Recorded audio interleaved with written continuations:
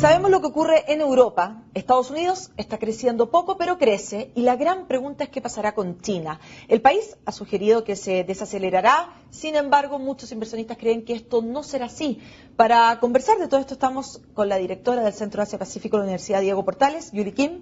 Muchas gracias por estar con nosotros. Muchas gracias, Marlene, por la invitación. A ver, ¿qué pasa con China? China, bueno, tienen un mandato político, por una parte de obviamente mantener el crecimiento, pero este año han dicho que lo quieren bajar un poco para enfocarse un poco más en la distribución. ¿Cómo lo ves tú? ¿Efectivamente se va a desacelerar?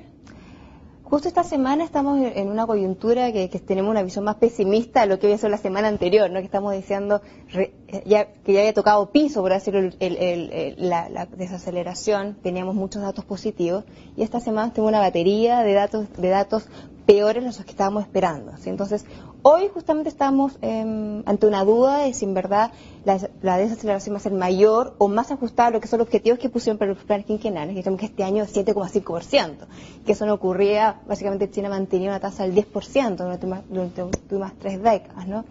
Pero yo creo que justamente la agenda política y lo que es el escenario externo, con lo que estamos viendo en Grecia, etcétera, y los riesgos que se presentan, ya han llevado a China a tomar medidas. Uno, ya han recortado nuevamente, ¿no? Se han tomado políticas de estímulo, de relajación. Claro, en este caso monetaria. ¿Tienen espacio? Tienen espacio. Entonces, justamente el último dato de inflación de China confirmó lo que ha sido una moderación en la inflación, que hasta hace muy poco, recordemos que en julio del año pasado tocó PIC 6,5%, ¿no es cierto?, claro, de inflación, y básicamente su objetivo era controlar la inflación, porque la inflación está asociada especialmente en China, lo que son riesgos sociales, ¿no es cierto?, levantamientos sociales.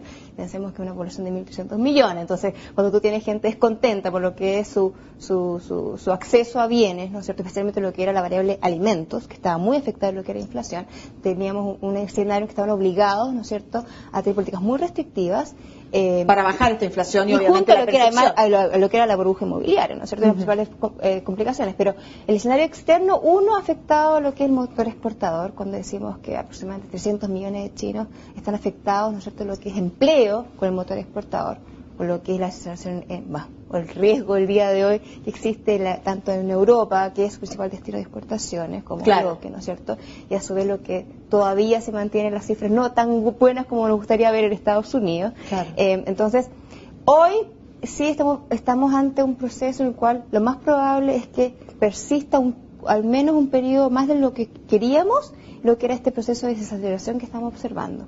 Sin embargo, justamente la agenda política, ¿no es cierto?, de China y lo que son la posibilidad de manejar variables internas nos permiten decir que la desaceleración no va a ser tal como el objetivo del 7,5%. Claro. Eso es un tema de como el piso que se pone, ¿no es cierto?, y lograr lo que es el crecimiento del 7,5%. Sin embargo, siempre se ha sabido que China al menos debe crecer un 8% para poder crear el empleo que requiere para no establecer. Para absorber además en la ciudad a las personas que vienen desde el campo.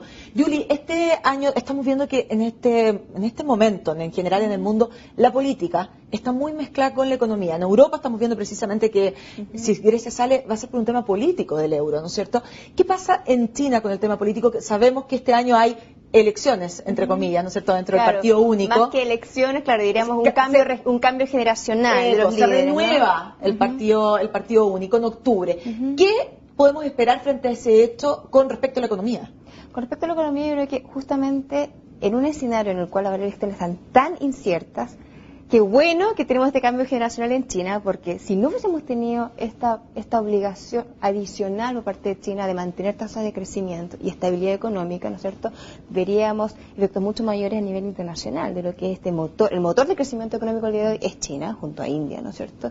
Y si no tuviésemos esta obligación de China de mantener las tasas de crecimiento y estabilidad económica por la necesidad de mantener una estabilidad social y política para asegurar la mayor tranquilidad posible en el recambio generacional, tendríamos que estar mucho más preocupados. Sin embargo, hoy, tienen el espacio fiscal, tienen el espacio monetario y además tienen una agenda política que los obliga, ¿no es cierto?, a asegurar la mayor estabilidad. Pero los obliga de acá a octubre. En octubre hay una renovación, y no sabemos bien cómo va a ser esta. Mira, en octubre lo que se asume es en verdad las fichas están jugadas. Todos ya saben quién va a ser el presidente, lo más probable nuevo, ¿no es cierto? Que de hecho estuvo en Chile el año pasado, nadie supo esto, ¿no es cierto? Y vemos lo que es la importancia de América Latina o países como Chile para la nueva generación.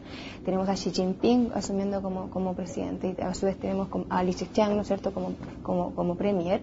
Y se espera que eso no cambie, porque son las únicas dos personas en el comité permanente, el Politburó, que básicamente son los nuevos grandes jerarcas, sí, ¿no es cierto?, del partido que mandan en China, básicamente, o son los que lideran los procesos en China, ¿no es cierto?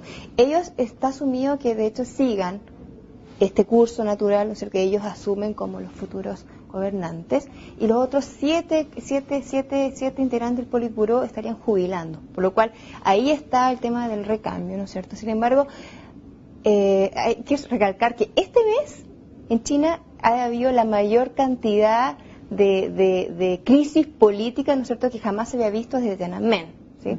En Chile no ha tenido mucha repercusión el tema, ¿no es cierto?, porque estamos hablando de la evidencia de lo que han sido estas peleas entre facciones que existirían, que han llevado hasta casos casi que de películas hollywoodenses, ¿no es cierto?, de lo que es el gran líder carismático que era Bo Xilai, ¿no es cierto?, que era además un seguro candidato al comité permanente y además era el líder de lo que era el neomaoísmo, ¿no? De volver a lo que era la ortodoxia del partido, siendo removido escandalosamente, ¿no es cierto?, tras además incluso escape al consulado de Estados Unidos, parte de su asistente, ¿no es cierto?, etcétera.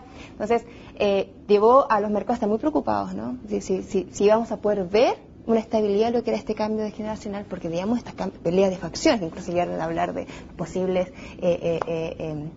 manipulaciones para tener algún golpe, ¿no?, por parte de la milicia. ¿Eso no va a ser posible, crees tú?